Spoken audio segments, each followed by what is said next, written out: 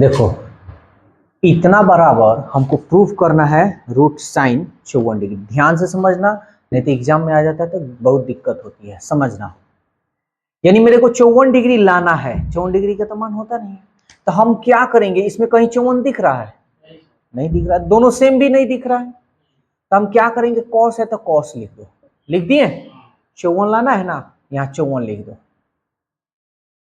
कोई दिक्कत? अपने मन से जो लाना है उसको लिख देना है। इसमें से कितना घटाएं कि 9 आ जाएगा? आ रहा है समझ में? तो 54 में से इधर घटा कर देखो, 9 घटा लो ना, 14 में से 9 गया 5 और बच गया 4। अगर इसमें से 45 डिग्री घटा लें तो आसानी से 9 आ जाएगा। समझ में आ रहा है कि नहीं? इसको भी वैसे ही कर लेंगे। साइन 54 डिग्री में से 45 डिग्री घटा लेते हैं तो आसानी से 9 आ जाएगा। देखो ना, 14 में से 5 गया 9 और 4 में से 4 गया 0, खत्म। समझ में आया या नहीं आया ये बताओ? पूरी अच्छी तरह से है। यानी जो लाना है वो लिख देना, उसमें से क्या घटाएं कि जो तुमको दिख रहा है, और नहीं समझ में क्या घटाए तो उसी को घटा लेना, जो आएगा ना उसको घटाओगे तो वो आ जाएगा। समझ में आया? चलो देख लो, जैसे मान लो कि हमको 54 हम लिख दिए हैं, क्या घटाएं कि 9 आए, तो इसमें से 9 ही घटा लो। 14 में से 9 गया 5 4। अब ये 54 में से 45 घटाओगे ना तो ये 9 आ जाएगा। समझ में आया? बस अब इसको फॉर्मूला पे तोड़ लो। क्या होता है? कॉस ए माइनस बी का फॉर्मूला क्या होता है?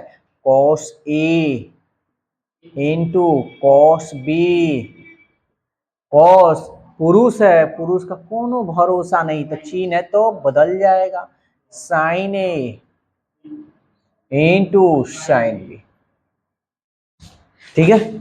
फिर sine A minus B, sine A into sine B, sorry cos B ना, cos B minus cos A into sine B. ठीक है, चलो अब सॉल्व करते हैं। जिसका मान होता है लिखते हैं कॉस 54 डिग्री, कॉस 45 का मान 1/√2, साइन 54 डिग्री, 54 डिग्री का मान नहीं ना होता है, साइन 45 का मान 1/√2, फिर साइन 54 डिग्री, कॉस 45 का मान 1/√2, कॉस 54 डिग्री, साइन 45 का मान 1/√2। कोई दिक्कत है? कहीं भी प्रॉब्लम है तो बोल दो, किसी को कोई दिक्कत तो नहीं? अब हम देखेंगे कि 1/√2 cos 54 कहीं है क्या? 1/√2 cos 54 है ना, ये प्लस में आई माइनस में कटा दे पूरा, ये तो सेम है ना जी। तब तुम ही देखो, एक 1/√2 एक 1/√2 तो दो को 1 बाई, आई मीन कहने का मतलब एक 1/√2 साइन 54 और एक बटा √2 साइन 54, तो दो ना है जी, तो हम लिख सकते हैं दो, ऐसे लिख सकते हैं दो 1/√2 साइन 54 डिग्री। अच्छा, ये √2 है, 1/√2 है, तो हर का परिमेयकरण कर ले, √2 से ऊपर नीचे √2। अब ये देखो तो दो एकम दो और √2 है तो √2 होगा ना, बटा √2 में √2 से करोगे तो डायरेक्ट 2 लिख दे, नहीं तो 4 भी लिख सकते हो, 4 का वर्गमूल दो, साइन 54 डिग्री, 2 से 2 कट गया, √2 साइन 54 डिग्री। यही ना हमको सिद्ध करना है। समझ में आया कि नहीं?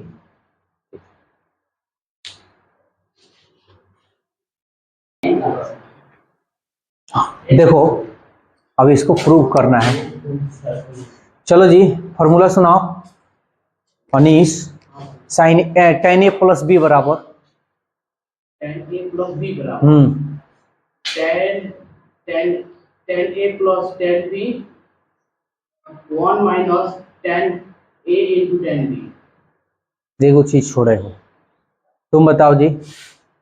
tan A plus tan B बटा 1 minus tan A into tan sorry बाटा छोड़ोगे ना तो घाटा में हम डाल देंगे, बुझ जाना। चलो देखते हैं, tan A plus tan B, ठीक है, तो ये A हो गया और ये B हो गया, तो tan A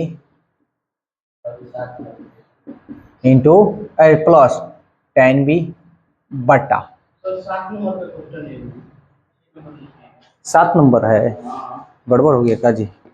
नहीं हुआ है। अच्छा चलो कोई बात नहीं, 7 भी तुम लोग को पूछना था ना, चलो तो इसको 7 ही ले लेते हैं, ठीक है, बटा 1 माइनस tan A यानी π/4 इंटू tan B पूरा बटा tan A minus B, tan A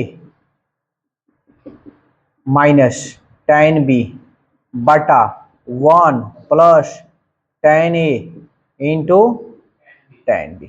कोई दिक्कत है भाई? चलो सॉल्व करते हैं। tan 45 π/4 का मतलब 45, कल बताए थे खूब बढ़िया से, पाई मतलब 180, 4 से भाग करोगे तो 45, तो tan 45 का मान, वाह जी अनीश वाह, tan x बटा 1, tan 45 का मान 1 इंटू मतलब गुना tan x पूरा बटा tan 45 का मान 1 माइनस tan x 1, tan 45 का मान 1 इंटू मतलब गुना tan x। कोई दिक्कत है? 1 प्लस tan x बटा 1 में tan से गुना करेंगे tan ही हो जाएगा, 1 माइनस tan x, ये पूरा बटा लिख दें, 1 माइनस tan x बटा 1 में tan से करेंगे tan यानी 1 प्लस tan x, ये जोड़ा है ना भैया, ये 1 माइनस tan x पलट दें तो आई ऊपर चला जाएगा, अब बटा, कोई दिक्कत? 1 प्लस tan x और 1 प्लस tan x दूगो है ना जी, तो 1 प्लस tan x का होल स्क्वायर लिख दें, 1 minus tan x 1 minus tan x दूगो है ना जी, तो 1 माइनस tan x का होल स्क्वायर लिख दे। इसको ऐसे भी तो लिख सकते हैं, दोनों का स्क्वायर है तो कह देंगे कि भाई ये कहीं को घरवा में रहो, तुम लोग को दोनों के ऊपर एक वर्ड लगा देते हैं, दोनों को एक एक घर में कर दो, ये स्क्वायर दोनों के ऊपर स्क्वायर लगा दो, यही सिद्ध करना है, देख लो तो यही करना है, यही लाना है, 1 प्लस tan x बटा, अच्छा भारी लग रहा है, मजा आ रहा है, 10 से आसान है कि भारी है? आसान है ना, यही कमाल है। भारी लग रहा है। अरे यार कोई, वो भी हम पढ़े अब भारी लगे, ये होने नहीं देंगे। देखो एक बात जान लो, मैथ लियो ना, सबसे मजेदार सब्जेक्ट है, अगर पढ़ लिख कर तुम्हारी सपना पूरा ना हुआ तो समझो पढ़ा लिखा बेकार है, ठीक है ना। तुम अगर पढ़ रहे हो, अगर कोई सपना के लिए अगर वो नहीं मिला तो ये पढ़ाई लिखाई बेकार है, समझ में आ रहा है? पढ़ाई लिखाई ऐसा चीज है कि तुम्हारे सपना को पूरा करता है। और एक बात जान लेना, सब कोई का इच्छा होता है पढ़ लिख कर क्या करें, एक गवर्नमेंट जॉब करें। अब गवर्नमेंट जॉब अगर करनी है तो मेरा सजेशन यही है कि सीधा, अगर तुम माइंड एकदम फ्री रख रहे हो तो 10th पास करो, 10th पास करने के बाद इंटर में अपना एडमिशन ले लो, यानी 10+2 में ले लो, और इसके साथ साथ कंपटीशन की तैयारी करो, झक्कास तरीका से ना निकले कौन रोकेगा मुझे, हमें एकदम अच्छा तरीका से निकलेगा।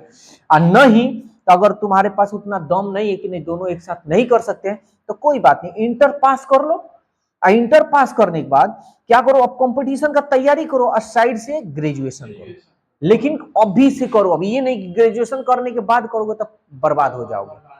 समझ में आ रहा है? अगर नौकरी जल्दी लेनी है तो इंटर पास करो और सीधा कंपटीशन, इंटर के साथ साथ कंपटीशन का तैयार। मेन फोकस तुमको ये वाला करना है, इसको बस थोड़ा सा लेना है। क्लास करते रहना है, इसका पढ़ाई इस पे करना है, इसका डेली क्लास करना है। जो टीचर पढ़ा रहे हैं समझा रहे हैं, बस देखो समझो, थोड़ा सा उस पे वर्क कर दो, मजा आ जाएगा। अरे यार 10+2 अगर पढ़ रहे हो, पढ़ते पढ़ते मान लो कि इस पे तुम ज्यादा मेहनत नहीं कर रहे हो, क्लास डेली कंपटीशन का ज्वाइन कर रहे हो, अरे 100% नहीं समझ में आएगा, 40% आएगा ना जी। 40% जब आएगा, इंटर जब पास करोगे और फिर इंटर के बाद फिर कंपटीशन में वही पढ़ाइया पढ़ोगे तो 40% तो ऑलरेडी आ गया है। तब तो 80 या 100% तुमको अब समझ में ना आएगा जी। अभी ग्रेजुएशन अभी हुआ नहीं, तब तुम कंपटीशन का।